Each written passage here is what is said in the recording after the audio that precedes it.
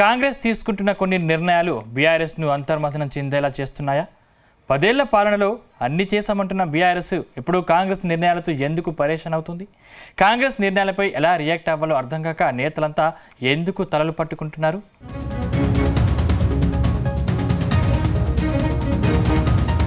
Parliament ఎన్నికలు ముగిశాక కాంగ్రెస్ సర్కార్ పాలనపై పూర్తి స్థాయిలో దృష్టి పెట్టింది. ఎన్నికల ముందు ఇచ్చిన హామీలను నెరవేర్చడానికి ఏం చేయాలో వ్యూహాలు రచిస్తోంది. ఒకవైపు లక్షల కోట్ల అప్పులు, మరోవైపు ప్రజలకు ఇచ్చిన హామీలు.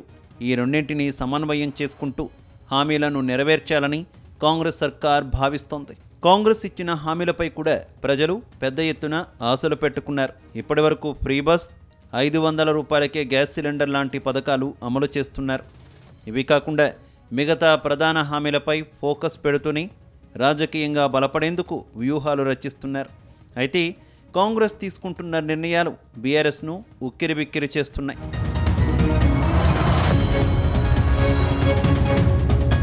పదేళ్ల తర్వాత రాష్ట్రంలో కాంగ్రెస్ పార్టీ అధికారంలోకి వచ్చింది. అనేక సవాళ్ల మధ్య ప్రభుత్వాన్ని ఏర్పాటు చేసింది.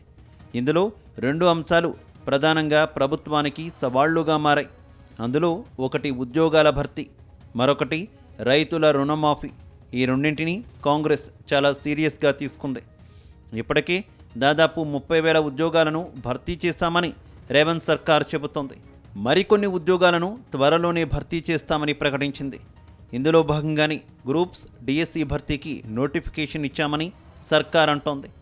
భవిష్యత్తులో కూడా వీలైనన్ని ఉద్యోగాలు భర్తీ చేస్తామని చెబుతోంది.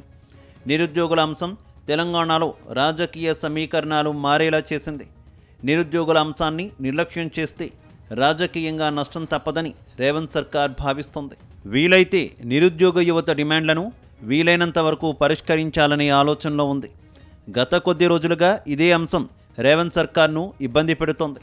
డిఎస్సి వాయిదా వేయాలని కొందరు, గ్రూప్లో పోస్టుల సంఖ్య పెంచాలని మరికొందరు ఆందోళనలకు దిగారు.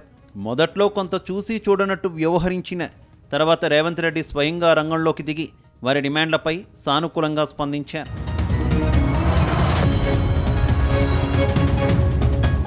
మరోవైపు మరో ప్రధాన అంశం రైతు రుణమాఫీ విషయాన్ని చాలా సీరియస్గా తీసుకున్న రేవంత్ సర్కార్ ఆగస్టులోపు 2 లక్షల రూపాయల రుణమాఫీ చేసి తీరుతామని సవాల్ చేశారు. రేవంత్ అన్న మాట ప్రకారం రుణమాఫీ ప్రక్రియను ప్రారంభించారు. ఇప్పటికే 1 లక్ష రూపాయల రుణమాఫీ ప్రక్రియ ప్రారంభం కాగా మిగతా 2 లక్షల రూపాయల రుణమాఫీ కూడా ఆగస్టులోపు పూర్తి చేస్తామని స్పష్టం చేస్తున్నారు. ఇలా రేవంత్ సర్కార్ ప్రధాన అంశాలను ఒక్కొక్కటిగా అమలు చేస్తోంది. అదే సమయంలో బీఆర్ఎస్ మాత్రం ఇప్పుడు రేవంత్ తీసుకుంటున్న నిర్ణయాలన్నీ తమ ఒత్తిడి వల్లే చేస్తోందని విమర్శలకు దిగుతోంది. ఇదే ఇప్పుడు బీఆర్ఎస్లో ఒక కొత్త చర్చకు దారితీసింది. రేవంత్ తీసుకుంటున్న నిర్ణయాలు కాంగ్రెస్ బలోపేతం చేసేలా ఉన్నాయని, ప్రజల్లో కాంగ్రెస్పై సానుకూల వాతావరణం ఏర్పడే అవకాశం ఉందని బీఆర్ఎస్ లెక్కలు వేస్తోంది. గతంలో మనకు అవకాశం ఉండి కొన్ని నిర్ణయాలు చేయలేకపోయామని వాపోతున్నారు. ముఖ్యంగా రేవంత్ సీఎం అయిన కొత్తలో ఇచ్చిన ఉద్యోగ నియామక పత్రాలను బీఆర్ఎస్ హయాంలో ఇచ్చి ఉంటే అయిపోయేది కదా. ఇప్పుడు కాంగ్రెస్ ఇచ్చి తమ క్రెడిట్గా చెప్పుకుంటే మనం ఏం చేయలేని పరిస్థితిలో ఉన్నామంటూ నేతలు అంటున్నారు. రేవంత్కు అవకాశం ఇచ్చింది మనమే కదా అని బీఆర్ఎస్లోనే గుసగుసలు వినిపిస్తున్నాయి.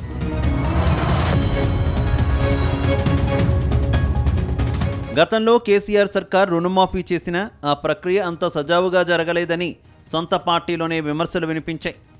ఏకకాలంలో 1 లక్ష రూపాయల రుణమాఫీ చేసి ఉంటే బీఆర్ఎస్కు రాజకీయంగా మేలు జరిగేదని నేతలు అభిప్రాయపడుతున్నారు. ఆనాడు బీఆర్ఎస్కు నష్టం కలిగించిన అంశాలని రేవంత్ రెడ్డి స్పెషల్ ఫోకస్ పెట్టి ఆయా వర్గాల్లో తన ఇమేజ్ పెంచుకునే ప్రయత్నం చేస్తున్నారని గులాబీ నేతలే చెప్పుకుంటున్నారు. అసలు కాంగ్రెస్కు ఇలా అవకాశం ఇచ్చింది మనమే కదా అంటున్నారట. అధికారంలో ఉన్నప్పుడు ఈ అంశాలను పరిష్కరించే అవకాశం ఉన్నా వాటిని పట్టించుకోలేదని, అవి తమ ఓటమికి దారితీశాయని బీఆర్ఎస్ నేతలే ఓపెన్గా కామెంట్ చేస్తున్నారు. ఇప్పుడు రేవంత్ రెడ్డి వాటిని పరిష్కరిస్తుంటే దానిపై ఎలా స్పందించాలో తెలియక తికమక్క పడడం తమ వంతు అయిందని గొనుక్కుంటున్నారు. రేవంత్ తీసుకుంటున్న నిర్ణయాలను స్వాగతించాలా లేక అలాని విమర్శించలేక దిక్కుతోచని స్థితిలో గులాబీ అధిష్టానం ఉందట. తాజాగా రుణమాఫీ విషయంలో రేవంత్ రెడ్డికి సవాల్ విసిరిన హరీష్ రావుకు కాంగ్రెస్ నుంచి కౌంటర్లు పెద్ద ఎత్తున మొదలయ్యాయి.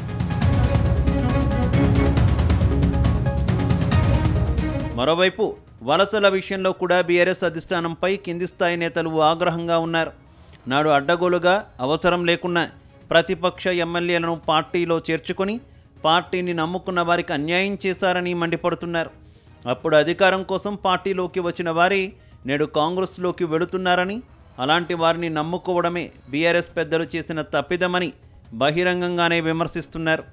అప్పుడు మనం వలసను ప్రోత్సహించి ఇప్పుడు కాంగ్రెస్ ఆ పని చేస్తే తప్పుబట్టడం ఎంతవరకు సమంజసమని నేతలు మాట్లాడుకుంటున్నారు.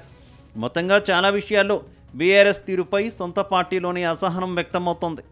అప్పుడు చేసే అవకాశం ఉన్నా చేయలేకపోయాం, ఇప్పుడు కాంగ్రెస్ చేస్తుంటే అవి తమ గొప్పలుగా చెప్పుకుంటే ఏం ప్రయోజనం?